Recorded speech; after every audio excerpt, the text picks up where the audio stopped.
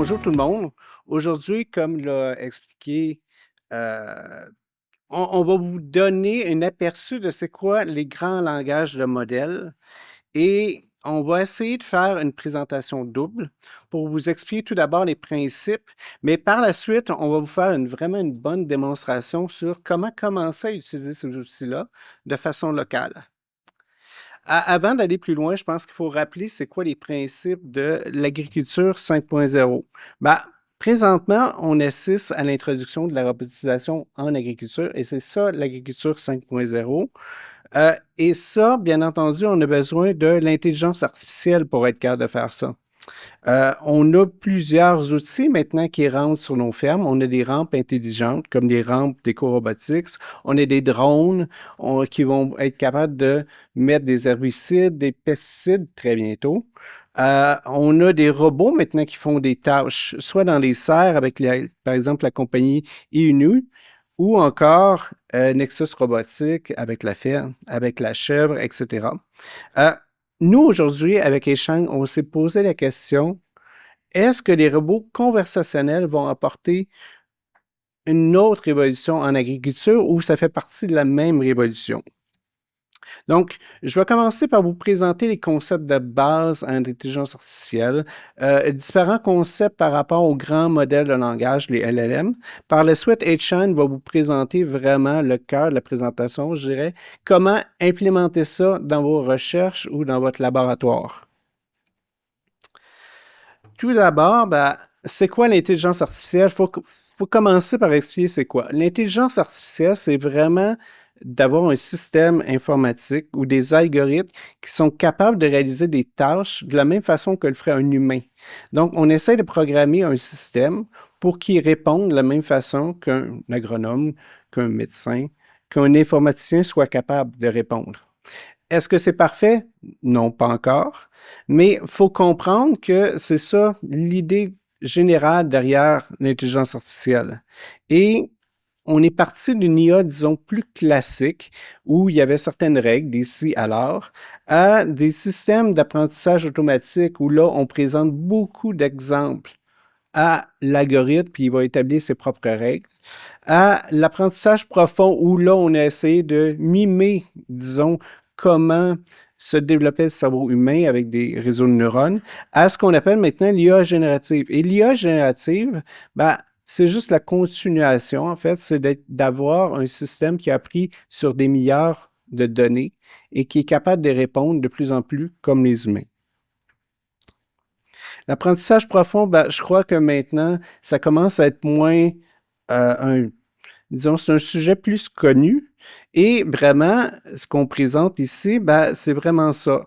On a des réseaux de neurones et des réseaux de neurones, vous pouvez regarder un peu à droite, ben, c'est vraiment juste des fonctions mathématiques. Donc, on reçoit des entrées qui sont normalisées, qui sont pondérées avec certains poids. Et après ça, il se forme une somme et il y a une fonction qui finalement permet, si on passe un certain niveau, d'être capable de transmettre l'information. Donc, c'est vraiment un système qui est basé sur les réseaux de neurones humains. Et qu'est-ce qui fait la puissance de cet apprentissage profond-là? C'est qu'on va avoir plusieurs couches. Et avoir plusieurs couches, comme on le voit à gauche, on est capable d'avoir différentes représentations des données qui vont être apprises par le système. Comme ici, si on a le chiffre 4, une image du chiffre 4 dessinée, ben, on voit que les différentes couches apprennent différentes représentations de ce chiffre 4 pour qu'à la fin, le réseau de neurones soit capable de dire, ben voici, cette image-là, c'est vraiment le chiffre 4. Et ici, c'est le premier réseau, en fait, d'apprentissage profond qui a vraiment été commercialisé par Yann LeCun, qui s'est servi de ça pour les codes postaux américains, en fait. Donc, c'est le premier système commercial. À l'époque, ça avait pris plusieurs semaines d'entraînement. Aujourd'hui, on fait ça en quelques secondes. Maintenant, en agriculture, bien entendu, on a des systèmes un peu plus complexes. C'est plus seulement des réseaux de neurones simples. On a aussi ce qu'on appelle des couches convolutionnelles. Les couches convolutionnelles, en fait, c'est des couches qui vont apprendre certains filtres, ici en orange, qui vont être passés sur l'ensemble de l'image et qui vont aller chercher plus d'informations. Et on voit que quand on a un réseau convolutionnel, ben, on a une série de couches, certaines convolutionnelles, certaines qui vont aller prendre cette information-là pour la concentrer et certaines qui vont normaliser cette information-là pour finalement nous donner une réponse. Et avec ce genre de réseau-là, on est capable, par exemple, de compter le nombre d'objets. On est capable de savoir c'est quoi ces objets-là. Par ici, des mauvaises herbes. Euh, Si on n'a pas assez de données, parce que ça requiert bien entendu des milliers de données pour entraîner ces systèmes-là, un petit peu comme on montre un bébé, ben, on est capable de changer un petit peu ces images-là pour donner d'autres représentations. Maintenant, ça, c'est l'apprentissage profond. Qu'est-ce qui arrive maintenant avec l'IA générative? Ben, on va dans un autre ordre de grandeur, en fait. On a, par définition, c'est une IA qui est basée sur des réseaux d'apprentissage profond, mais à la place d'avoir appris sur des milliers d'exemples, ils ont appris sur des milliards d'exemples de texte. Donc, c'est des systèmes qui sont très bons dans ce qu'on appelle le langage naturel. Et on voit que ça fait pas très longtemps. Si on regarde la ligne de temps, ben, ChatGPT, qu'on entend beaucoup parler, c'est fin 2022, début 2023. C'est il y a 3 ans et on voit déjà que ça modifie la façon qu'on pense à ces systèmes-là. C'est quoi les caractéristiques de ces systèmes-là? Ben, étant donné qu'ils ont appris sur des milliards de textes, ben, ils sont capables de comprendre certaines nuances. Ils sont capables de comprendre des contextes. Ils sont capables aussi d'interagir et d'intégrer des nouvelles informations. Et une chose qu'il faut vraiment être certain, c'est que on parle toujours de réseaux d'apprentissage profond avec ces systèmes-là. Donc, ils vont prendre toujours une entrée, et ils vont toujours donner une sortie. C'est pas différent. Donc, on peut penser qu'ils vont réfléchir, mais en fait, ils vont juste prendre une entrée et ils vont nous donner une réponse. Ici, ce que je vous montre à droite, en fait, c'est comment on l'utilise beaucoup dans mon laboratoire, en fait, pour créer, par exemple, des scripts R pour créer nos figures pour les publications. Avant, il fallait être un expert en R ou en Python pour faire des belles figures pour des présentations ou pour des publications. Maintenant, ben, on décrit la figure, on donne un petit exemple de données parce qu'on ne veut pas envoyer nos données sur le cloud. On donne un petit exemple et il va être capable de nous faire un script pour générer des figures propres à une publication. Et ça en moins d'1 minute. Maintenant, comment ça fonctionne un petit peu plus, disons, comment ça fonctionne pour l'entraînement de ces grands réseaux de neurones? Ben, comme on l'a dit, ça prend des milliards de textes. Un humain normal, disons, qui est peut-être universitaire, va pouvoir lire 50 000 livres dans sa vie ou publications. On peut voir sur l'échelle que maintenant, les grands réseaux de neurones, des grands LLM comme ChatGPT, DeepSeek, etc., ben, ils ont eu accès à presque l'ensemble des livres qui ont été publiés. Donc, ils ont accumulé toute cette information-là. Et une fois qu'on a entraîné ces grands réseaux-là, la prochaine étape, c'est vraiment de se dire, ben, on va le spécialiser. Donc, une fois qu'il a appris toute cette connaissance-là, disons au général, on va le spécialiser en faisant du fine-tuning sur un domaine spécifique. Comment on fait ça? On va fournir au LLM une série de questions-réponses. Donc, on va le spécialiser. Par la suite, on va peut-être aussi utiliser ce qu'on appelle du reinforcement learning, qui est en fait, c'est qu'on va donner une carotte ou un bâton s'il donne la bonne réponse. Et ça va impliquer l'humain. À chaque fois que vous avez ChatGPT sur votre téléphone et que vous lui dites que c'est la bonne ou la mauvaise réponse, c'est exactement ça. C'est nous qui apprenons à l'algorithme les bonnes et les mauvaises réponses. C'est cette dernière étape-là. Comment ça fonctionne en bref, un LLM? Ben, on va prendre un texte, ce qu'on a tapé, notre question, c'est transformé en ce qu'on appelle des tokens. Les tokens, on peut voir ça un petit peu comme des syllabes, mais ce n'est pas nécessairement nos syllabes, c'est des syllabes informatiques que le LLM comprend. Après ça, ça va être transformé en vecteur de ces tokens-là et ça va passer dans un réseau qu'on appelle un transformer, qui est un type de réseau d'apprentissage profond qui est un petit peu plus spécialisé avec un mécanisme d'attention. Et finalement, ben, ça va nous générer notre texte, notre réponse. Quand on parle de token, il faut savoir que les réseaux ont en entrée un certain nombre prédéfini de syllabes qu'ils vont apprendre, et ce qu'on appelle le contexte. Donc, passer cette capacité-là, ben, on retombe à zéro. Et ce qu'on voit en fait en bas de la figure, en fait, c'est que effectivement, c'est seulement probabilistique. En fait, quand on rentre un des débuts d'une phrase, ben, il va le compléter.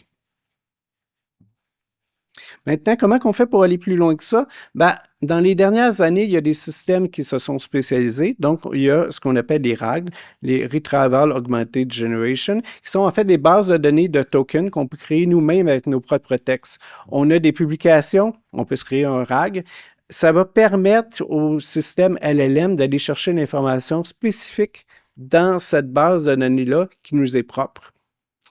Il y a des logiciels qui existent aujourd'hui comme LangChain, LlamaIndex qui nous permettent de faire ça localement.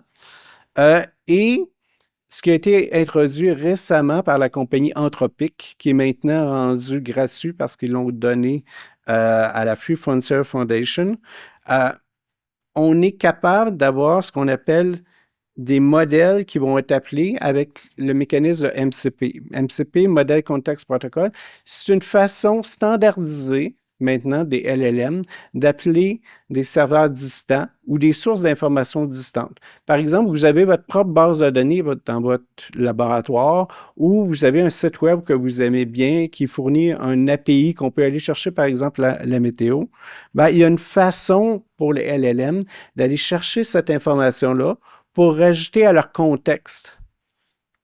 Et c'est exactement ce qu'on montre ici. C'est pour un LLM, par exemple, qui serait créé pour un agriculteur, ben, le LLM pourrait aller chercher les données météo pour savoir quand est-ce qu'il faut irriguer. Maintenant, où est-ce qu'on est rendu? Ben, ici, je présente les résultats d'une publication que je trouve assez intéressante. Ça montre en bleu les résultats de l'examen d'agronomie aux États-Unis par des humains. Donc, chaque ligne bleue, c'est un humain. Puis, on voit que la moyenne n'était pas nécessairement très haute, mettons. Mais on voit aussi qu'est-ce que ça fait avec un système comme GPT 3.5. Ben, il obtenait presque la note de passage, 60%. Mais maintenant, avec des systèmes qui ont accès à des bases de données, RAG, ben, on est capable d'obtenir des résultats plus proches du 90% au même type d'examen. Et si vous vouliez créer votre propre système aujourd'hui, ben, tout d'abord, il faut savoir qu'il y a des bases de données qui sont disponibles. Par exemple, la base de données d'Ambrapa avec 50 questions, 50 réponses. Là, vous vous dites, ah, mais c'est en espagnol. C'est pas grave parce que les LLM, ils ont été entraînés tout d'abord sur l'ensemble des textes dans plusieurs langues. Ils comprennent l'espagnol. Et il y a d'autres bases de données qu'on peut se servir pour le côté agronomique. Et on voit en bas à droite que, ben, au départ, GPT-3, ça a coûté 5 millions. ChatGPT, à peu près 100 millions en estimation, mais après ça, il y a eu les modèles DeepSeek faits par la Chine qui ont coûté 5 millions. DeepSeek R1, 295 000. Puis maintenant, on peut entraîner chez nous, en se servant de serveurs d'Amazon, pour à peu près 1 000 $, l'équivalent de GPT-3. Maintenant, est-ce qu'on peut aller plus loin que ça avec ces systèmes-là, ces LLM? Ben, là, il faut commencer à penser aux LLM qui vont être capables d'interroger d'autres LLM. Déjà, on a des systèmes, par exemple, Claude d'Anthropic, que s'il ne connaît pas la réponse, il va aller cogner à la porte de Gemini de Google. On peut suivre qu'est-ce qu'il fait, on peut regarder, il va appeler ChatGPT, il va essayer de trouver la réponse. S'il ne trouve pas la réponse, il va aller chercher chez d'autres petits amis. Donc, ils sont capables de lancer des agents qui sont eux-mêmes des LLM. Puis, ils sont capables de faire des chaînes de raisonnement. Et c'est ça que je montre ici avec cet article-là, c'est que les LLM vont ils vont se poser eux-mêmes des questions, puis ils vont essayer de répondre avec les agents. Ce que ça permet de faire, c'est que maintenant, on a des compagnies qui commencent à se spécialiser pour avoir des systèmes robotiques qui vont être reliés au LLM et qui vont pouvoir exécuter eux-mêmes certaines expériences en chimie, en biologie, en, en chimie des matériaux. Donc, on a toute cette chaîne-là et ça peut servir la recherche beaucoup quand même. On peut poser notre question, on pose une hypothèse. J'aimerais que tu me génères 100 molécules pour répondre à cette question spécifique. Mais là, on a toute la chaîne de pensée. Après ça, on a une chaîne de laboratoire automatisée qui va aller vérifier. Puis après ça, ça retourne à l'humain. Et l'humain va vérifier effectivement les réponses, mais on est rendu là. Là, je présente cet article-là, mais il y a beaucoup plus d'articles en 2025 qui ont été faits. Et ça commence à venir. Il y a des compagnies qui sont spécialisées maintenant à faire ce genre de système-là, cette intégration-là avec les LLM. Maintenant, en agronomie, on est rendu où? Ben, ici, je vous liste certains des articles et certains des LLM qui sont en développement. AgriGTP est disponible commercialement. On peut payer pour avoir une licence. On peut y poser des questions. Par contre, la plupart de ces LLM-là, oui, ils ont fait une publication, mais non, ils ne sont pas disponibles pour validation. Le seul que j'ai pu essayer, en fait, c'est AgriLava, qui est disponible. Et je vous dirais que ce système-là, quand on parle de Lava, en fait, c'est pour avoir des systèmes qui sont basés pas juste sur du texte, mais aussi basés sur des images, peut-être basés sur de la vidéo dans le cas de Lava. Donc, on est capable de donner certains types de données à ces modèles-là et ils vont nous donner notre réponse. Malheureusement, je peux vous dire que les réponses qu'ils nous donnent pour l'instant ne sont pas très bonnes, mais encore une fois, on commence. Ça date de 2023. Il y a beaucoup de personnes qui s'intéressent à la question. Donc, que va nous réserver 2026? On verra. Donc, c'est ici que s'arrête ma revue de la littérature sur les LLM. J'espère que vous avez tous bien compris. Et maintenant, je vais laisser la parole à Etienne qui va nous présenter en fait une démonstration sur comment on utilise ces systèmes-là. Etienne.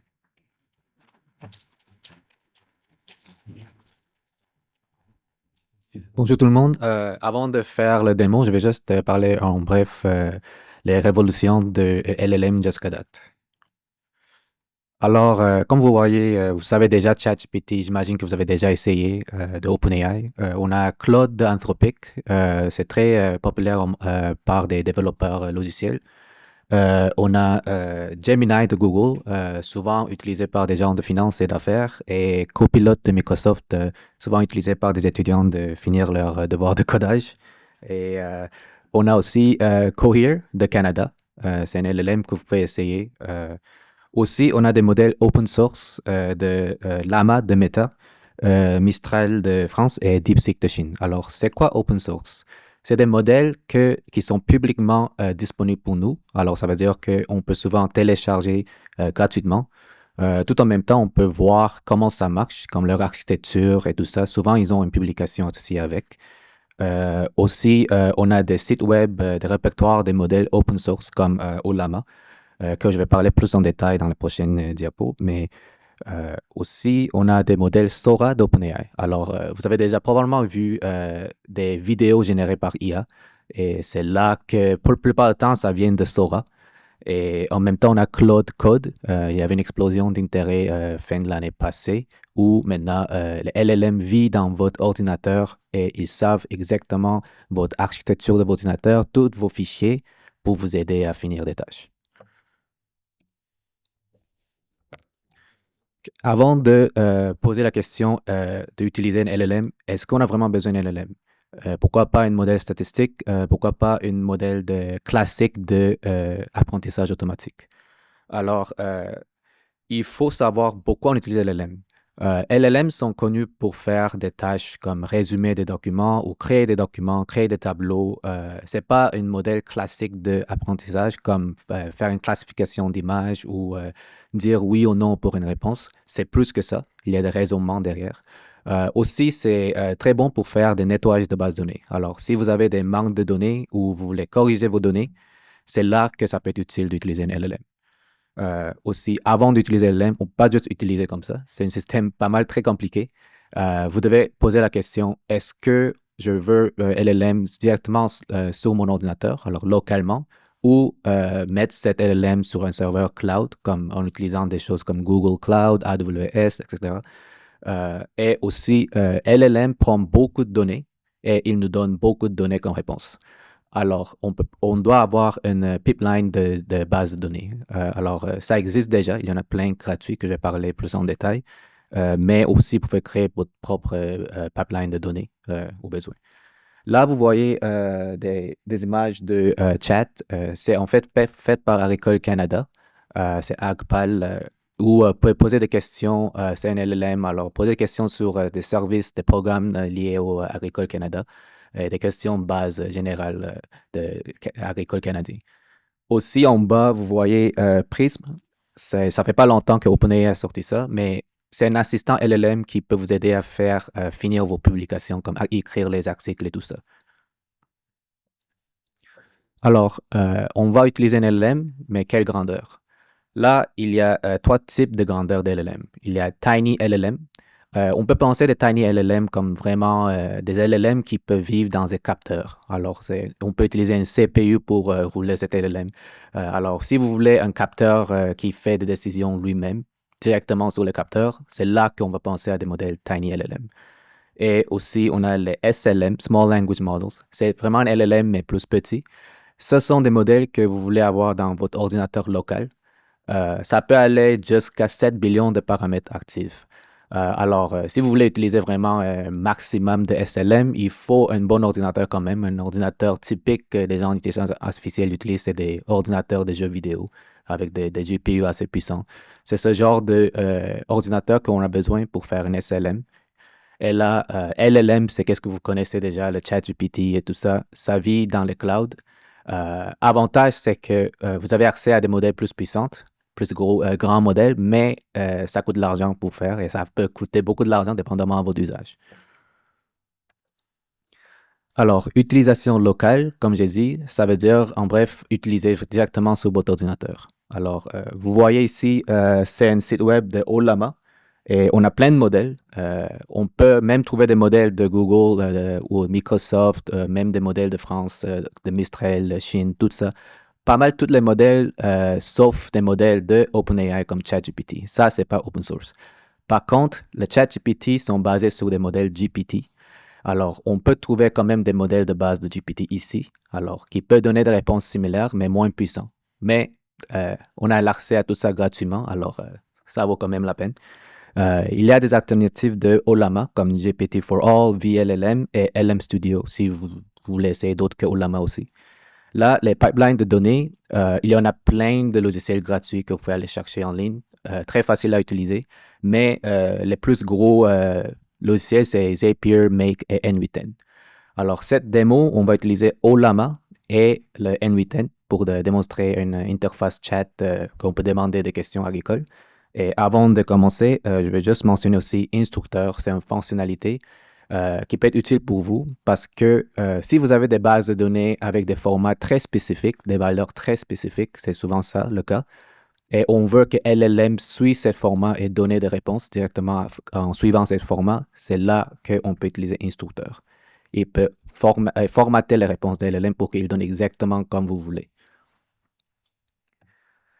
Okay. Pour commencer avec N8N, simplement créer un compte et créer, comment il appelle, le workflow. Et là, qu'est-ce que vous voyez, c'est le début de workflow. Vous avez trois choix pour créer un système LLM. Premièrement, vous pouvez simplement utiliser leur propre LLM de chat interface, comme ça.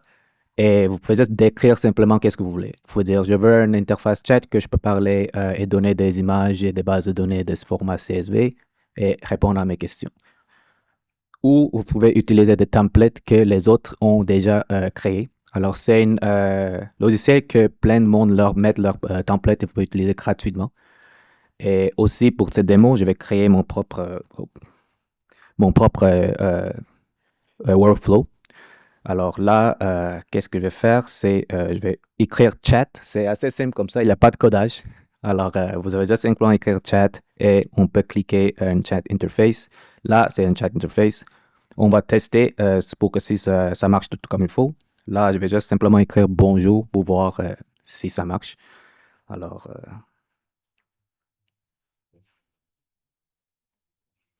OK, voilà, ça marchait. Vous avez déjà votre chatbot. Là, on peut checker pourquoi ça marchait, tout ça, s'il y a des erreurs et tout ça dans cette interface en même temps. Là, on va ajouter un répertoire de Ollama open source pour qu'on puisse utiliser le modèle gratuitement. Alors, encore simplement écrire Ollama et vous allez trouver Ollama.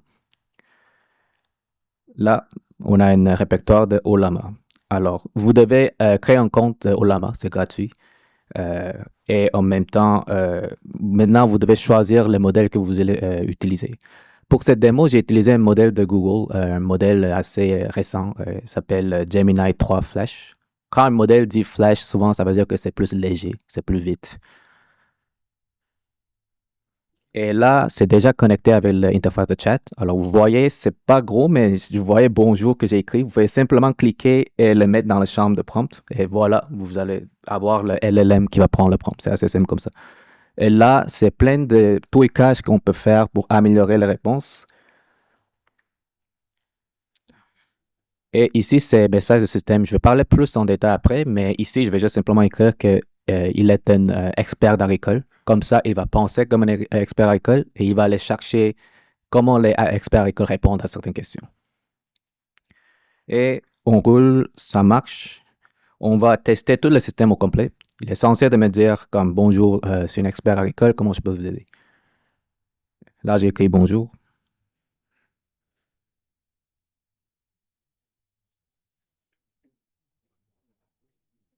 Voilà. Maintenant, on a une interface de chat avec une LLM. Assez simple comme ça. Toutes mes démos sont dans mon répertoire URL ici, si vous voulez essayer vous-même. C'est juste un fichier JSON, vous allez copier-coller sur N8N et vous allez être capable de faire la même chose. Maintenant, on va compliquer un peu plus de choses. On va mettre des données. Là, on a des données d'expérience sur MaïsGrain, 5 taux d'application d'azote de 2021 jusqu'à 2023. En fait, c'est cet expériment fait par Dr. Laure dans Agricole Canada. Et là, on a 3 bases de données en format CSV. Alors, il y a une donnée, c'est information sur les chambres et le météo de 2021. L'autre, c'est de 2022. Et maintenant, on a aussi une information, une base de données de SEMI de 2021. Mais là, on manque la base de données de SEMI de 2022. Alors, on va voir comment LLM va performer avec ça. Là, c'est exactement la même interface que j'ai créée, sauf vous voyez une boîte jaune ici. C'est simplement une boîte que j'ai créée pour traiter des formats de la base de données de CSV. Là, normalement, quand vous utilisez des ChatGPT, ils le font eux-mêmes dans l'arrière. Alors, vous n'avez pas besoin de faire ça, mais si vous voulez vraiment créer votre propre système de LLM, il faut que vous créez.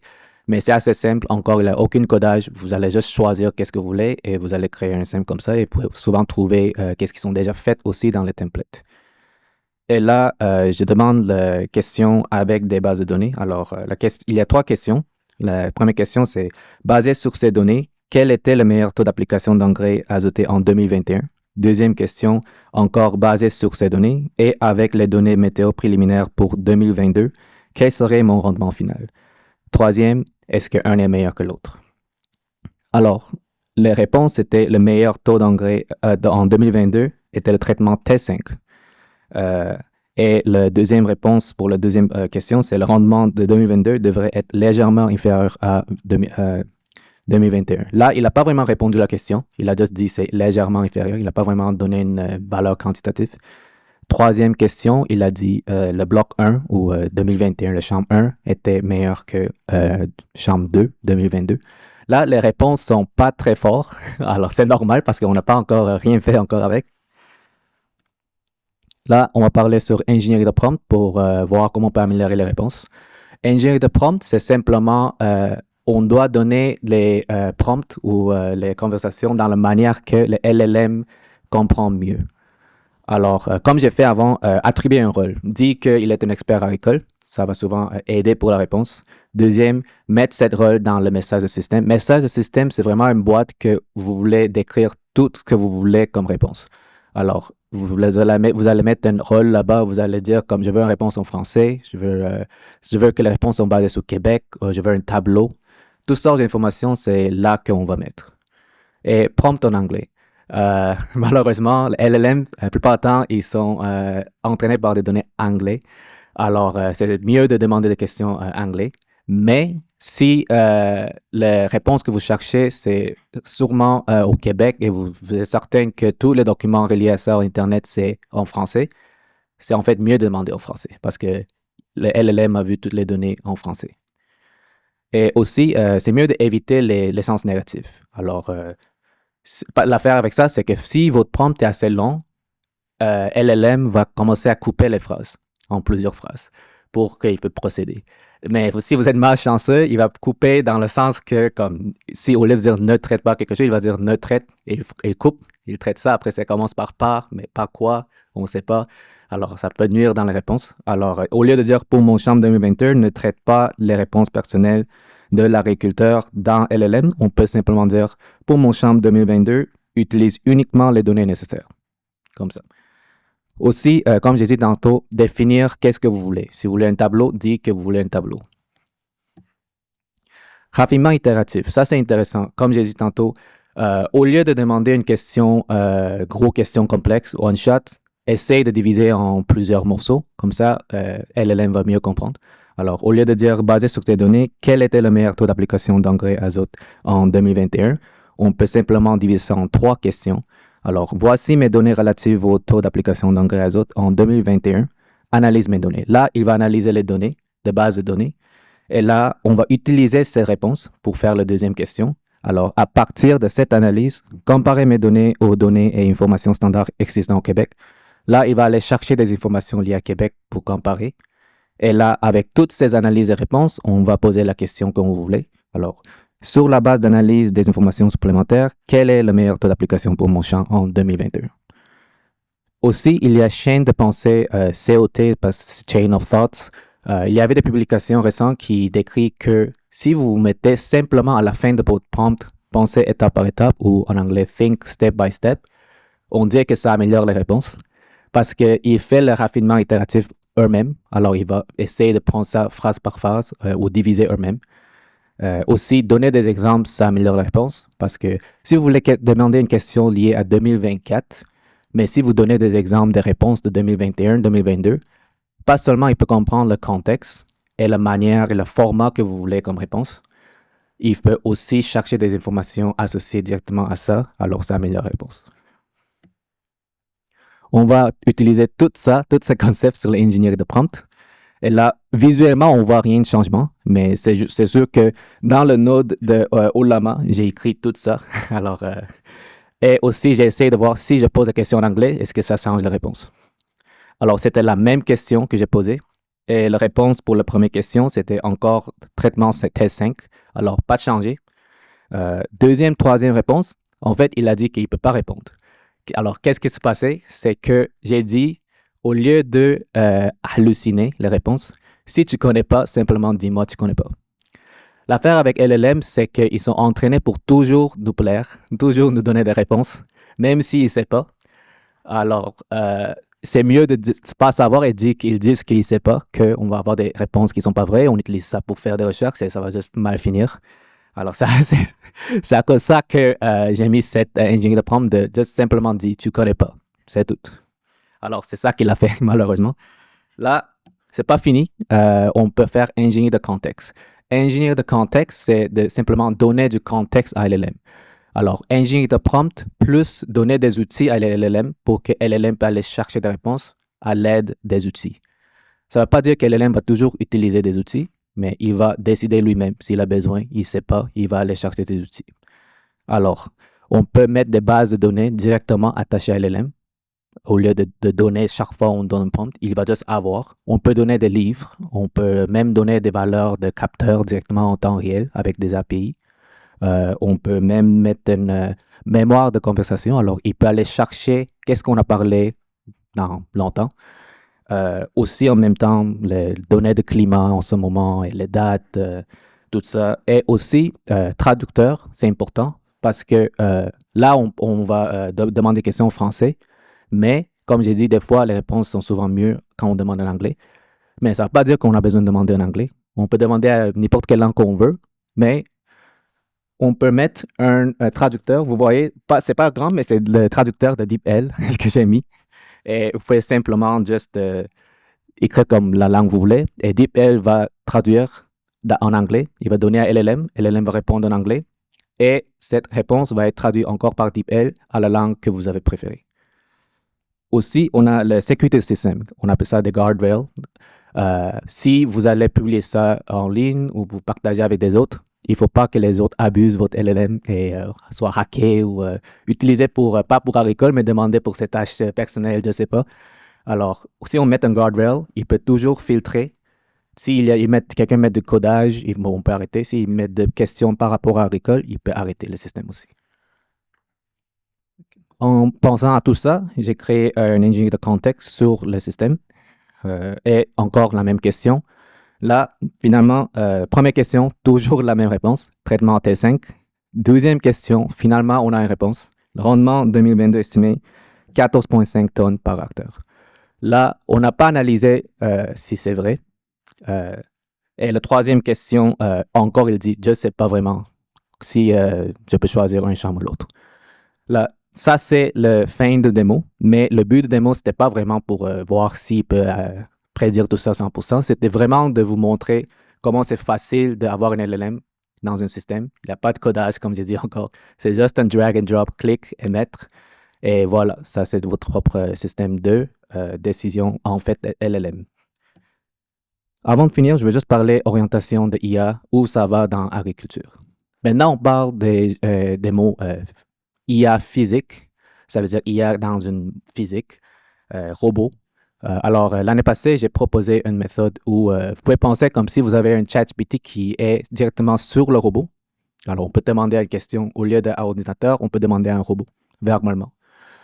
Aussi, vu qu'il peut bouger maintenant, on peut demander de faire plus que fais-moi un document. On peut vous demander de lui d'aller chercher quelque chose, va voir quelque chose, analyse-moi quelque chose.